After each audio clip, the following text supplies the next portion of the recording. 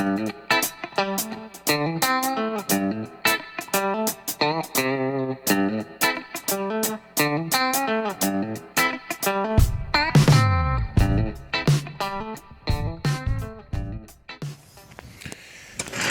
what's up, Facebook? Ooh, that's loud. Yeah, so weather's decent today. Some clouds in the sky, but it's about 50 out here, I guess. At least it's not raining. It's supposed to rain tomorrow. So I was gonna try to get some stuff done in the yard. First thing I was gonna try to do was, got a 92 Chevy pickup I need to work on.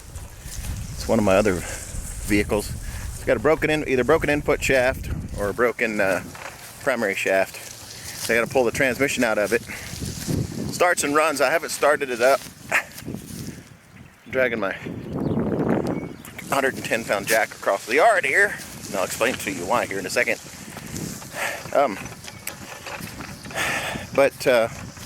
Where was I? Got to change this. I was gonna get the 71 off of my work slab so I could pull my pickup down here and get started on it.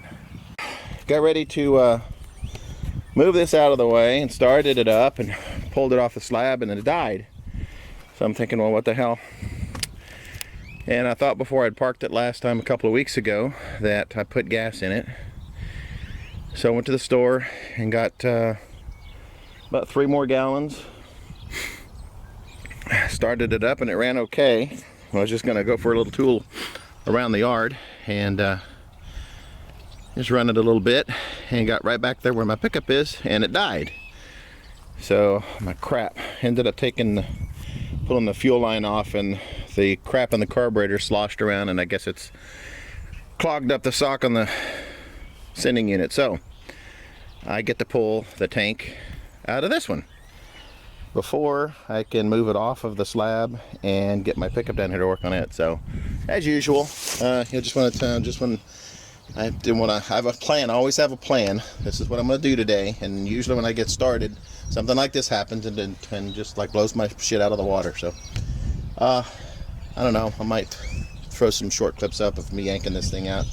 The gas in this thing was dirty when I brought it home, and I probably should have taken it out and cleaned it before I did anything to it, but figured I'd give it a shot, and apparently it didn't pay off. So do it, you know, I have to do it now, or I would have to do it then, but we'll get started on it, and we'll check back in with you in a little bit. All right.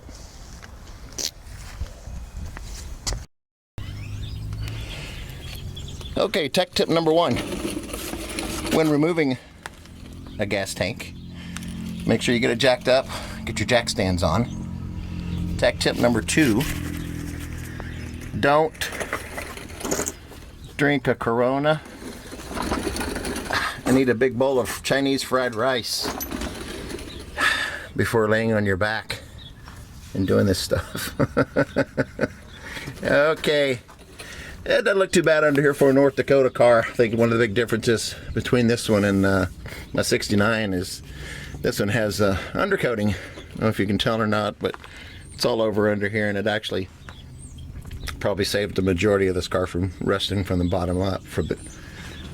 But anyhow, these bolts don't look too bad. I'm going to scrape all the crud off of them and squirt them down with some WD-40. That one and this one over here. And on an Camino, the filler net goes up through the side, not out the back. So my plan is, am I zoomed out all the way? Yeah.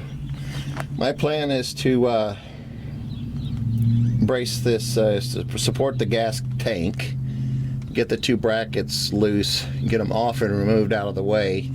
I've got 2 other jack stands I'm going to use to put under the tank, and drop it down. I'm going to go ahead and cut my lines loose here, get those out of the way, and then drop it down, and probably onto my creeper, drop it out of my creeper and roll it out. But all right, next step, bolt,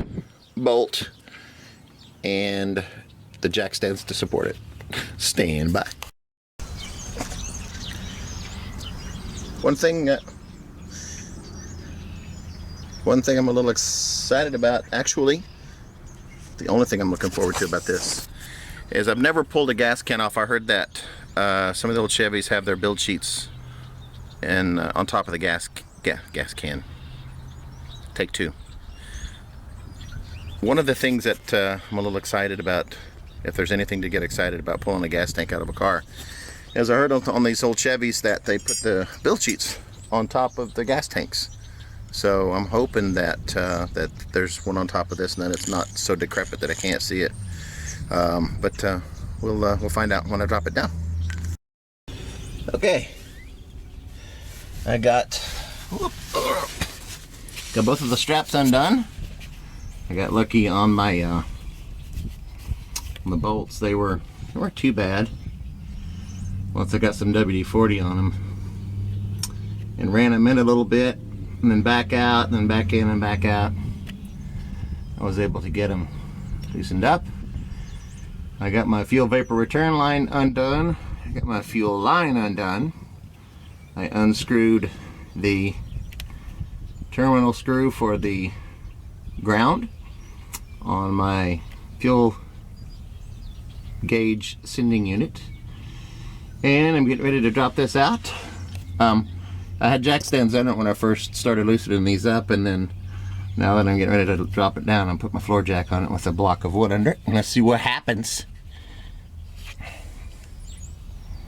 I've got to get it down, and then once it drops down a little bit, I have to start scooting it over to the side here to get the filler neck out.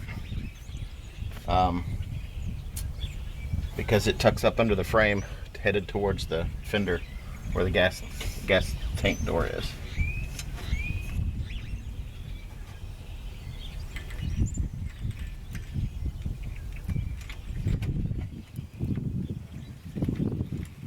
It's already sitting right there. Edge.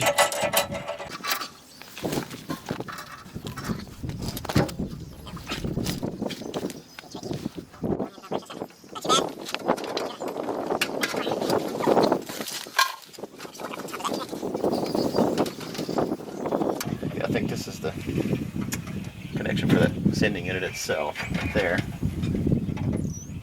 This little male-female pin connection. All right, now I'm right on the edge of my slab here. I didn't give myself much room to maneuver. Let's see what happens.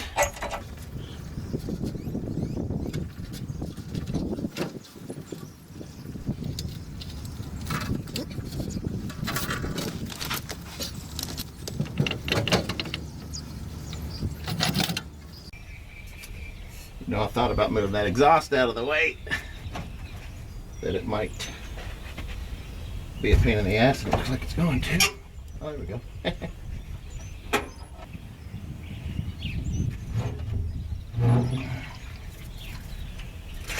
Looks like those tank vents are gonna have to.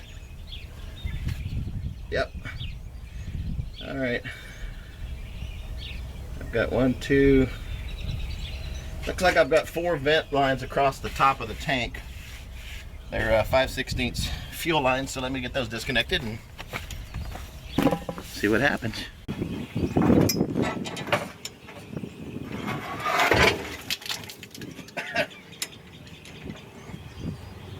There's the pecan shells I was talking about. All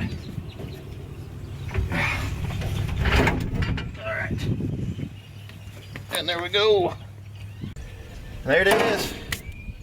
An old ass gas tank. See if we can get it apart, get it cleaned out and emptied and put back in.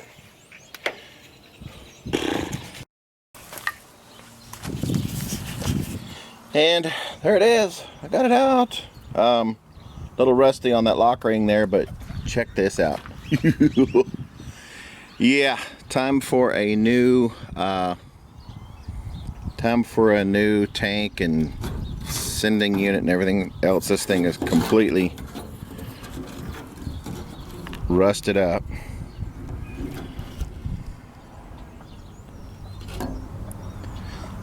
Sat for 12 years. I don't remember this car.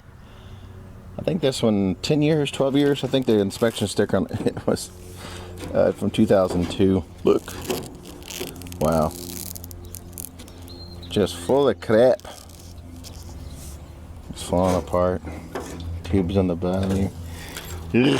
And I got that out of it. I had more in there than I thought I did. Apparently I thought I ran out of gas once already. I think I got about 5 or 6 gallons in this thing. And it is just absolutely full. Oh shit. But anyhow, here it is. Oh, and when I turned it upside down, when I got it out of the car, I found that, which is a wet spot. And moisture's good sometimes, but not now. Not with a gas tank. Alright guys, there it is. Gas tank out of a 71 El Camino.